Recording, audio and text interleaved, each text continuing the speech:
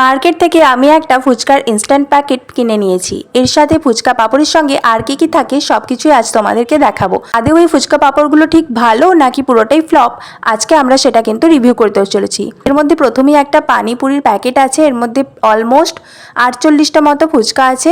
ফুচকাগুলো দেখো কি কিউট দেখতে, ছোট ছোট সাবানের মতো। তেলটা একটু গরম হয়ে গেলেই ফুচকা পাপড়গুলো দিয়ে খানিকটা পরিমাণ নাড়াচাড়া করলেই কিন্তু ফুচকাগুলো দেখো গোল গোল ডুমো ডুমো হয়ে কি সুন্দর করে ফুলেছে। এর সঙ্গে দিয়েছে একটা জলজিরার পাউডার, সেটাকে 2 চামচ মতো আমি দিয়ে দিলাম। তার সাথে দিয়ে দিলাম পরিমাণ মতো জল।